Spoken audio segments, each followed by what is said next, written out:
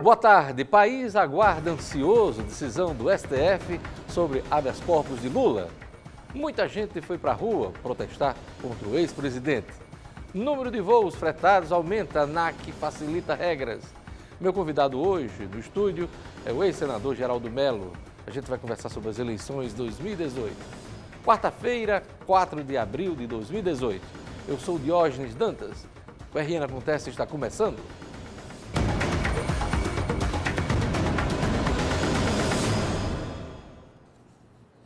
O país vive a expectativa de mais uma decisão do Supremo Tribunal Federal sobre o caso Lula. Ontem, muita gente foi para a rua protestar contra qualquer manobra para livrar Lula da prisão. Veja na reportagem de Milena Pontes. Cartazes, faixas, bandeiras e camisas do Brasil predominaram no ato. Movimentos contrários ao ex-presidente Lula se reuniram em frente à Justiça Federal.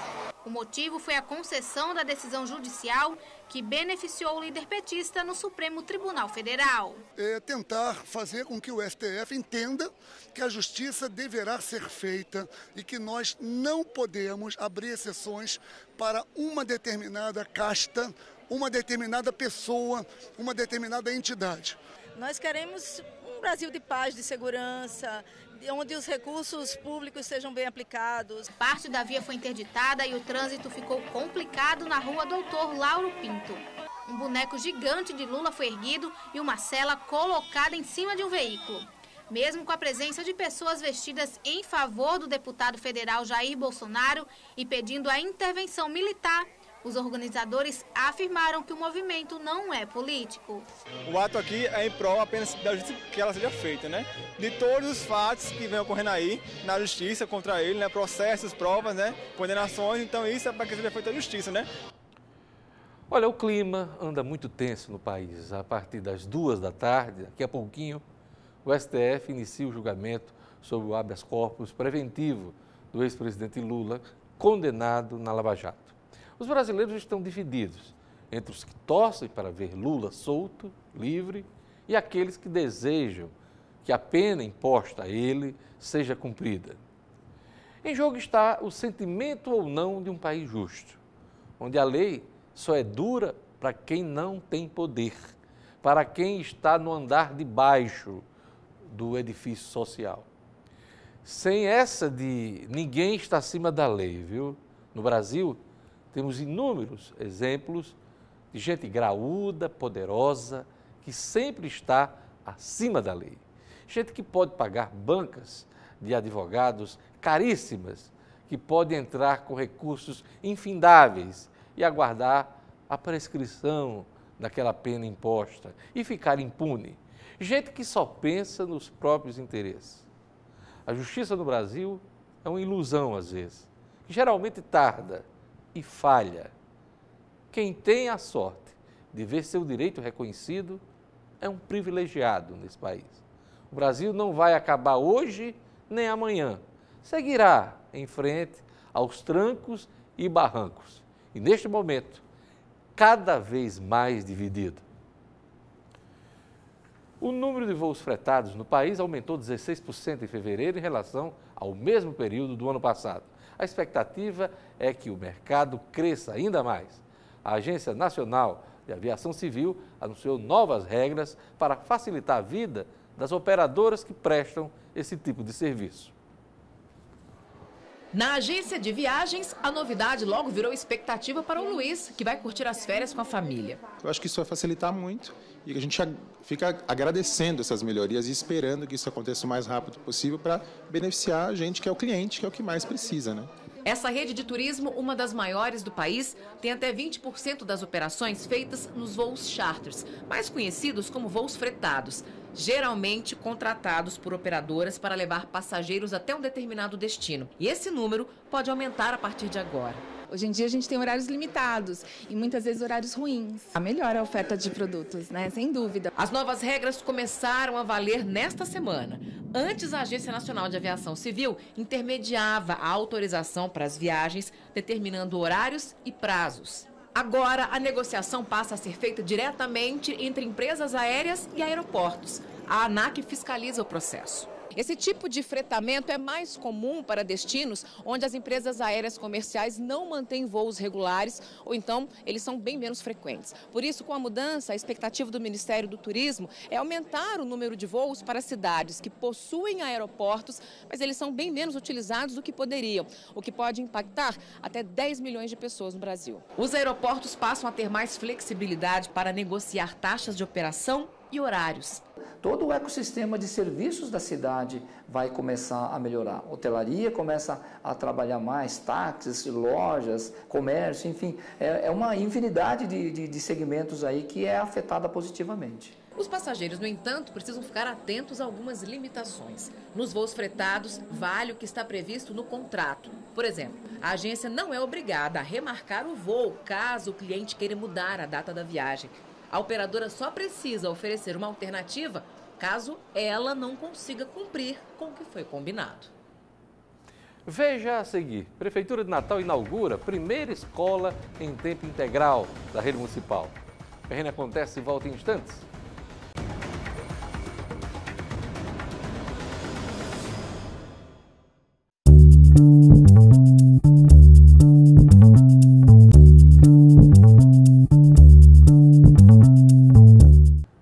A Prefeitura de Natal inaugurou a primeira escola em tempo integral da rede municipal de ensino. A unidade vai funcionar no bairro Pitimbu e deve atender 340 crianças. A Escola Municipal Professora Tereza Saltizuc Aoki de Carvalho foi entregue pelo prefeito Carlos Eduardo e teve um investimento de mais de 4 milhões de reais. A nova estrutura física conta com 6 salas de aula, 4 de atividades extracurriculares e 2 de apoio pedagógico, além de laboratórios, quadra de esportes e área de convivência. Inicia-se aqui uma nova fase na educação do município de Natal, porque essa escola vai ser uma referência para as demais escolas que vão se inaugurar, né, na nossa gestão. A escola funcionava em um imóvel locado e atendia cerca de 160 alunos. Agora, a unidade educacional vai ampliar a capacidade para 340 estudantes do 1º ao 5º ano do ensino fundamental. A unidade de ensino vai funcionar das 7 horas da manhã às 5h30 da tarde. Além do currículo convencional, os estudantes terão atividades diversificadas nos 2 turnos. Uma proposta de educação integral e integrada, integrando as disciplinas, integrando o corpo docente, integrando família e escola. É uma proposta, portanto, especialíssima. Olha, pelo ritmo frenético das inaugurações da Prefeitura de Natal nos últimos dias, não há dúvida. O prefeito Carlos Eduardo Alves está se despedindo do cargo, devendo renunciar até sábado para concorrer ao governo do Estado nas eleições de outubro. Carlos Eduardo já recebeu o sinal verde da Executiva Nacional do PDT para gastos da campanha. A partir de domingo, ele fica liberado para articular a chapa eleitoral e percorrer o Estado atrás de apoios. Vamos acompanhar e ver realmente se ele vai deixar a Prefeitura. Veja a seguir minha entrevista com o ex-senador Geraldo Mello. A gente volta em instantes.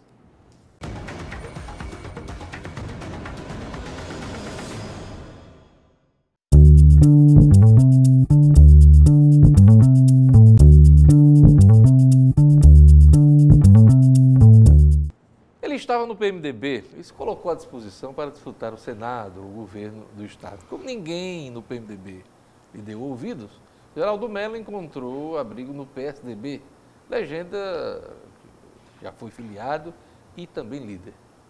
Agora Geraldo está disposto a tudo nas eleições desse ano. Boa tarde, senador. Boa tarde, Dione. A tudo não, né? Mas eu vi uma declaração sua que estou à disposição, sou candidato a tudo no PSDB. Por isso a provocação. A provocação. Mas o que é que está estabelecido nesse seu retorno ao PSDB? Primeiro, eu queria só assinalar que retornar ao PSDB é uma coisa natural. Eu fui senador pelo PSDB. Eu fui vice-presidente do Senado 2 vezes por indicação do PSDB. E eleição, o voto unânime do Senado. Eu fui líder da bancada do PSDB no Senado Federal. Então, eu acho que Isso não deve causar. Aquele ditado popular, o bom filho, a casa torna. A casa retorna. Retorna. Então, agora, o PSDB vai definir ainda as suas alianças, os nomes, a estrutura final da sua participação no pleito de 2018. E eu, digamos assim, sou o primeiro nome que o partido, pela sua direção estadual, que o partido sinaliza como um possível candidato a um cargo majoritário. Se depender da minha vontade, o cargo é o de senador da República. E pronto. Então, esse é seu desejo, desde o início da sua movimentação no ano passado, né? Nunca escondi isso. E eu me sinto preparado para dar uma boa contribuição como representante do meu povo, quer dizer, como se eu estivesse sendo contratado para ser o advogado do povo do Rio Grande do Norte lá no Senado. Eu me sinto preparado para contribuir para a construção de um novo cenário no nosso país. Lhe foi prometido alguma coisa além dessa possibilidade de candidatura? Lhe prometeu, garantido alguma coisa que lhe fez assinar a ficha de filiação? Não, nem foi garantido, nem eu pedi garantias. Eu recebi um convite. Eu recebi um telefonema do presidente, Ezequiel, desejava ter uma conversa comigo, discutir o cenário estadual comigo e me perguntar se eu aceitaria voltar ao PSDB e ser candidato a um cargo majoritário. Ele sabendo que a minha preferência é pelo Senado Federal, coisa que eu acredito que o PSDB acolhe bem. Mas, por hora, eu não sou candidato a nada, né? Eu só serei candidato se a estrutura do PSDB aprovar o meu nome e aí, a partir da hora que isso aconteça nas convenções, eu posso vir aqui como candidato. É isso aí. Eu queria lhe perguntar uma coisa. O senhor está pontuando já as pesquisas de opinião, né, nessa fase de pré-campanha, tanto para o governo como para o Senado. Para quem está há quase 2 décadas sem um mandato eletivo, porque se fizermos as contas aí, dá uns 18 anos, 17 anos, né? Por aí. O senhor deixou de ser senador.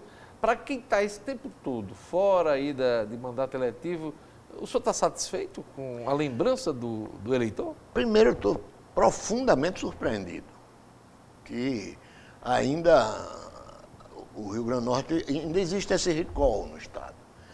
Profundamente surpreendido e profundamente agradecido, porque, de fato, eu não esperava que isso acontecesse. O senhor pontua e chega a aparecer, por exemplo, para o Senado como 4ª opção, né, entre os nomes mais citados. O governo do Estado ali, numa 4ª posição, né? Sendo que há um zum aí por debaixo, dizendo que há umas coisas aí mais novas, diferentes disso, já um pouco.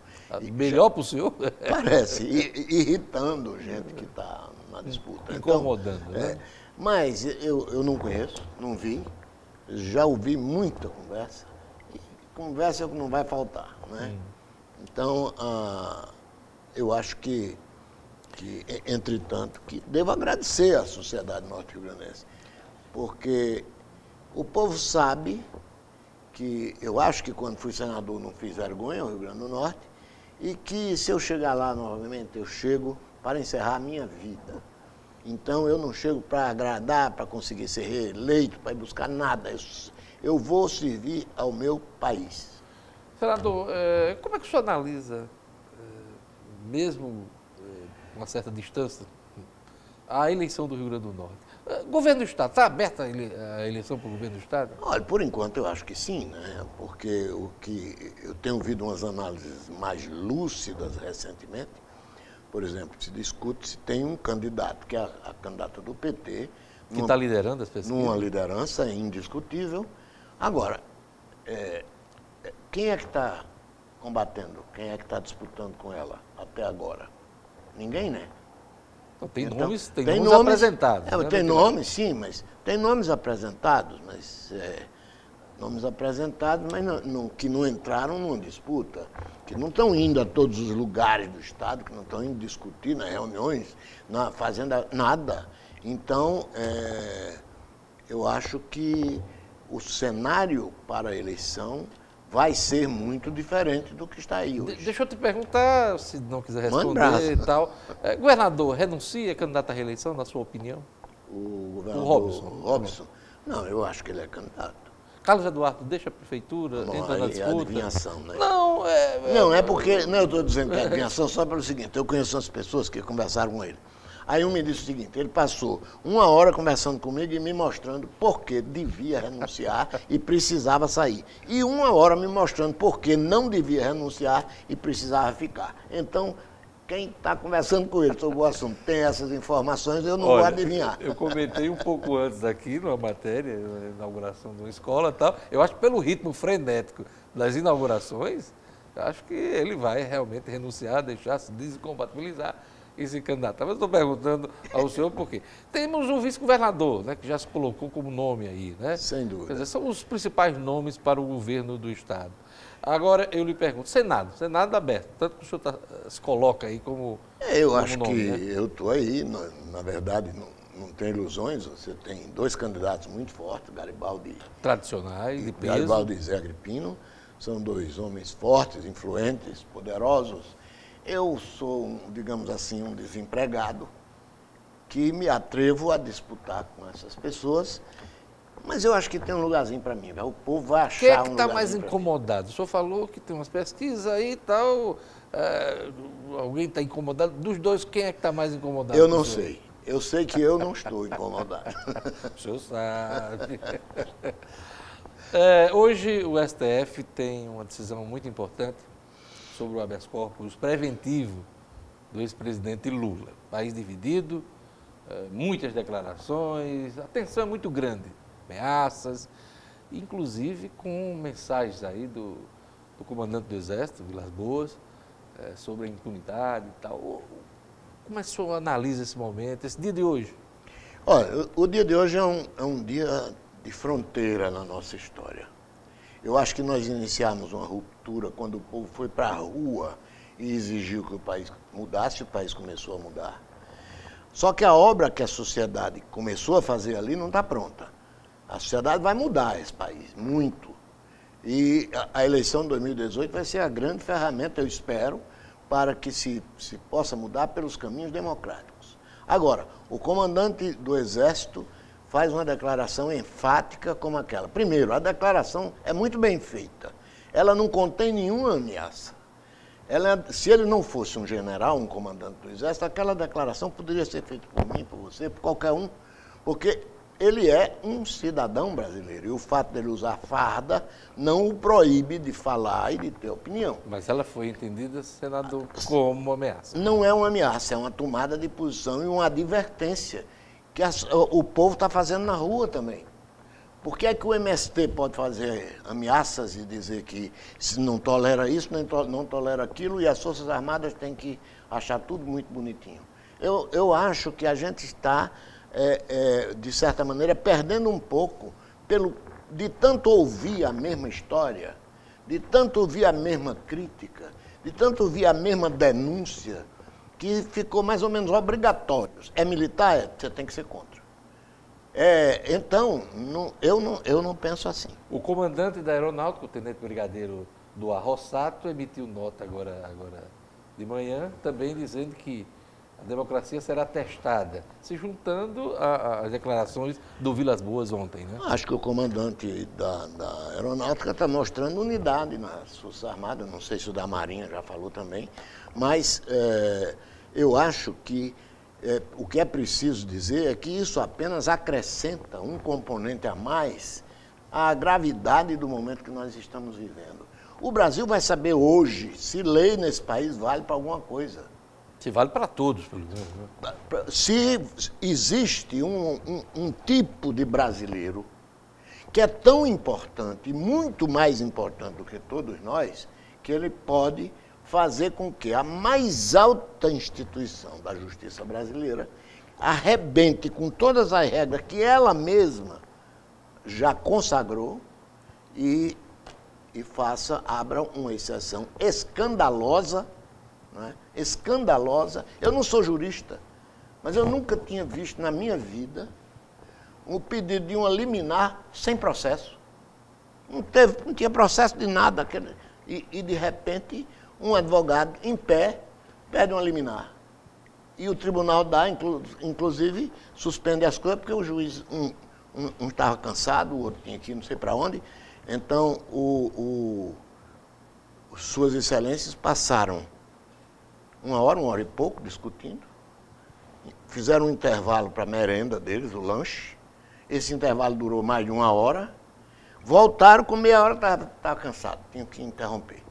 Então, eu acho que a Suprema Corte é um patrimônio da sociedade brasileira. E não há ninguém, nem os ministros, com direito de conspurcar ou de desabilitar ou de desconfigurar uma instituição como aquela. Essa sua análise serve também para uma decisão do Supremo que favorece, por exemplo, o senador Aécio Neves, do PSDB, que no ano passado teve o mandato devolvido por uma decisão do Supremo, apertada também. Essa sua análise vale também para isso? Sem dúvida nenhuma. Sem dúvida nenhuma. O senador Aécio não tem direito a nenhum tratamento Naquele especial. momento o STF errou também? Eu acho que o STF cometeu um erro em relação a ele, não em relação ao Senado, num determinado momento, quando um ministro do STF determina ao Senado Federal, o senador fulano de tal está suspenso e não pode mais sair de casa de noite. O senador fulano de tal, seja quem for esse fulano, não estava sendo nem processado. O Senado tem o dever de obedecer ao Supremo nas decisões que ele toma dentro dos processos. Agora, o que houve ali foi uma decisão fora de processo. Mas o senador Aécio Neves, ele pode ser do meu partido como for, pode ser meu amigo pessoal como for. Ele foi apresentado a mim, quando era rapazinho, por Tancredo Neves. Mas isso não tem nada a ver, porque isso não é a história dele, não é a ascendência dele, não é o nome dele, não é nada que dá a ele o direito de ser diferente de ninguém. Senador, qual é o seu palpite para hoje? Rapaz, eu não vou dar palpite não, porque não há quem saiba, né? Eu vou rezar só, para ver se o Brasil escapa. Mas, claro que o Brasil não vai acabar nem hoje, nem amanhã, vai seguir em frente. Essa decisão de hoje pode afetar as eleições de outubro? Olha, rigorosamente eu acho que não, porque ninguém está discutindo aí no dia de hoje a questão da candidatura de Lula. E o problema vai ser a próxima etapa, né? Mas, desculpem, mas Lula é ficha suja. E o ficha suja, por ser ficha suja, não pode ser candidato. E para o sujeito não ser candidato, não precisa ser preso, não. Não é obrigado a ser preso para poder impedir a candidatura. A candidatura dele está impedida porque ele é ficha suja. O senhor acha que vão querer mudar a lei da ficha limpa? Duvido. Há tempo, há condições... Ora, se a semana passada acolheram uma cautelar sem haver nenhum processo. Um salvo-conduto deram, né? Se deram um salvo-conduto a um cidadão. Se hoje ainda reconhecerem o habeas corpus, porque o sujeito está ameaçado de sofrer a violência de ver cumprida uma decisão judicial. Aquilo que a justiça quer fazer, se for comigo, é uma violência. E o Supremo achar que é uma violência, bem, a partir daí eu não duvido que revoguem lei de ficha limpa, de ficha suja, do que for. Oxalá que isso não aconteça e a gente tenha responsabilidade nas decisões. Né? Claro. Oxalá a história permita que a sociedade brasileira resolva pelos caminhos da democracia. Agora, acho também que se nós não sabemos o que fazer com a nossa democracia, nós estamos expondo o regime a todos os riscos. No finalzinho temos só um minutinho, eu queria saber quais os próximos passos do PSDB em termos de conversas com os partidos, o que é que está previsto aí, rapidinho? Não, eu acho que eu não estou participando como dirigente. Claro. Mas estou sabendo, a direção do partido está discutindo agora a estrutura das suas chapas proporcionais. Né? Deputado estadual, federal. Isso, até porque nós estamos, se há problemas de filiação nesse meio, o prazo está terminando, e eu acho que eles estão concentrados e devem se concentrar nessa tarefa, para ter uma ideia do tipo de chapa que o partido tem, e então poder conversar devidamente informado com os demais partidos para discutir alianças ou seja. Eu queria agradecer a entrevista do senador, o ex-senador Geraldo Mello aqui, e dizer até que ele ficou tossindo aqui. Não foi por conta das perguntas, não, né, senador? Não. Nenhuma ficou sem resposta, né? Foi não, eu acho que foi medo, do Supremo. Obrigado, senador. É isso aí, o RN Acontece está ficando por aqui. Obrigado pela audiência. Siga com a programação da Band Natal. Veja a reprise do programa do portal nominuto.com. Eu volto amanhã. Até lá.